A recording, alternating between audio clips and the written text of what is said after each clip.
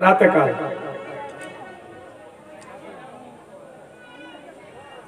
भगवान शंकर ने जब कहा कि मनुष्यों को भी अमृत प्राप्त होना चाहिए, चंद्रमा ने कहा जरूर होगा, जैसे ही सूर्य आपकी दिशा में आएंगे मैं अर्घ दूंगा।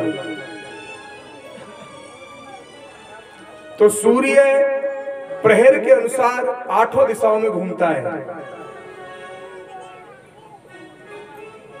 पूर्व, अग्निकोण, दक्षिण, नैऋत्य, पश्चिम, वायव्य, उत्तर और ईशान। तो प्रातः काल जो सूर्य उदय होता है, अब देखो 4 प्रहर दिन के हैं और 4 प्रहर रात्रि के होते कि नहीं होते? 4 प्रहर दिन के होते हैं और 4 प्रहर रात्रि के होते हैं। तो प्रथम प्रहर में सूर्य उदय होता है। तो प्रथम प्रहर में सूर्य कहाँ रहता है? पूर्व दिशा में। प्रथम प्रहर में सूर्य कहाँ रहता है? पूर्व दिशा में। और देखो इन प्रहरों का नाम भी है प्रातःकाल। प्रातःकाल यानी सूर्य पूर्व दिशा में। और प्रथम प्रहर के बाद आता है दूसरा प्रहर, दोपहर। दूसरा प्रहर मतलब दोपहर, हम लोग बोलते हैं दोपहर देसी भाषा में, साहित्यिक भाषा में दूसरा प्रहर। तो दूसरे प्रहर में सूर्य अग्निकोण में आ जाते हैं, बड़े तपते हैं, अग्नि है ना, पिछले दोपहर में सबसे ज्यादा। उसके बाद जैसे ही दिन का तीसरा प्रहर आता है, हम लोग बोलते हैं तीसरा प्रहर, अपनी देसी गांव की भाषा में बोलते हैं तीसरा प्रहर हो गया। तो जैसे ही तीसरा प्रहर आता है तो भगवान सूर्य दक्षिण दिशा में आ जाते हैं। लेकिन जैसे ही दिन का चौथा प्रहर आता है,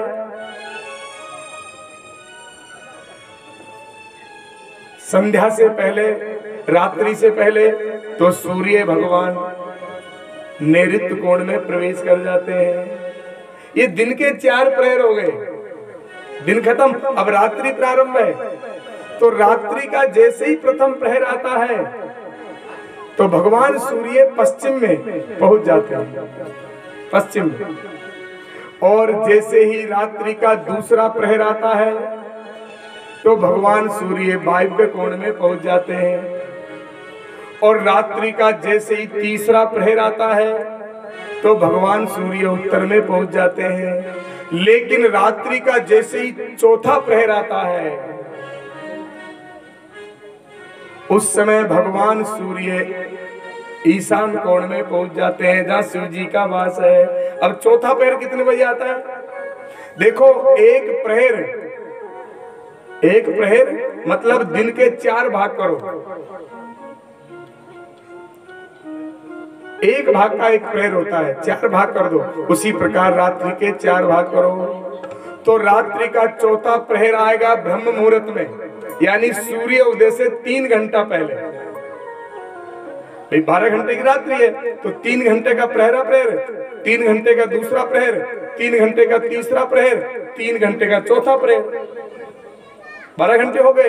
तो जो तीसरा प्रहर, चौथा प्रहर आता है वो रात्रि के जब अंतिम प्रहर होता है, जब सूर्य उदय होने वाला होता है, तो सूर्य उदय से 3 घंटा पहले ईशान कोण में भगवान सूर्य रहते हैं। और जैसे ही दिन का प्रथम प्रहर आता है फिर पूरब में आ जाते हैं।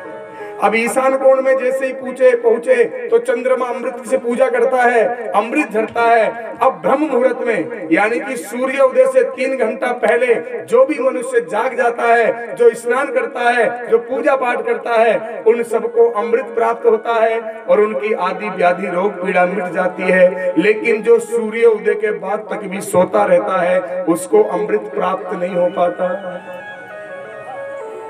इसलिए अगर मनुष्य को अमृत प्राप्त करना है, अगर मनुष्य को निरोगी रहना है, अगर मनुष्य को भगवान की कृपा लेनी है तो कब जागना चाहिए?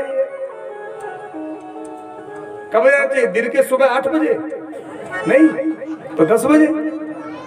कितने बजे जागना चाहिए? हम लोगों को सुबह ब्रह्म मुहूर्त में 4 बजे के बाद जाग जाना चाहिए। 4 बजे, 5 बजे, अरे और ज्यादा भी तो 6 बजे तो जगी जाओ। सूर्य उदय से पहले अगर आप जग गए तो मैं गारंटी से कहता हूं, ये शास्त्र कहता है, मैं नहीं कहता, शिव पुराण कह रहा है कि उस व्यक्ति की थोड़ी बहुत छोटी मोटी बीमारियां तो स्नान करने से ही दूर हो जाती है। और आप लोग मेरे कहने से 1 वर्ष रोज प्रातः ब्रह्म मुहूर्त में स्नान करके देखो, अगर आपकी छोटी मोटी बीमारियां ना मिट जाए तो मेरे से आके मिलना। ब्रह्म मुहूर्त में नहा के देख लो, 1 वर्ष नहा के देख लो, 1 वर्ष में आपकी बीमारियां खत्म हो जाएगी। अब मान लो किसी के बहुत बड़ी बीमारी अभी से घुस गई हो, कैंसर जैसी, और वो नहाए मेरे पास मत आ जाना पंडित जी मिटा ही नहीं कैंसर। अरे अब तक तुम लोगों ने जो कर्म किए हैं वो तो भुगतने पड़ेंगे। अब तक जो तुम 10-10 बजे तक सो रहे हो, ना नहाने का ज्ञान है ना खाने का ज्ञान है, तो वो तो भुगतना पड़ेगा। उसको तो मैं नहीं मिटा सकता, उसको तो मैं क्या परमात्मा भी नहीं मिटा सकता, क्योंकि भगवान स्वयं गीता में कहते हैं कर्मण्येवाधिकारस्ते मा फलेषु कदाचन। तुमने जो कर्म किया है उसी का फल मैं देता हूं, बाकी मैं कुछ नहीं कर सकता। इसलिए कर्म करो। लेकिन अब गारंटी यह है कि अगर अब जग जाओगे आप लोग ब्रह्म मुहूर्त में, तो अब आपको और बीमारी नहीं होगी। और अगर कोई छोटी मोटी बीमारियां हैं वो मिट जाएगी, वो पक्का गारंटी है। लेकिन ये सब ज्ञान कब होता है? जब हम सत्संग करते हैं। अब आप लोग शिव पुराण सुनने नहीं आते तो क्या आप लोगों को ये पता चलता? क्या नहीं चलता ना? आज पता चल गया। इसलिए अब से नियम बना लो कि हम लोगों को सूर्य उदय से पहले स्नान करना है जग करके। हरे हरे महादेव। आज माता पार्वती ने भी सत्संग नहीं किया था, इसलिए जलना पड़ा। हम लोग भी सत्संग नहीं करते, इसलिए ज्ञान नहीं है, इसलिए हम लोग भी कोई नियम संयम से नहीं रहते हैं, वैसे ही रहते हैं, और उसी का भुगतान हमको भुगतना पड़ता है। आज सांब सदा शिव, कल आप लोगों ने सुना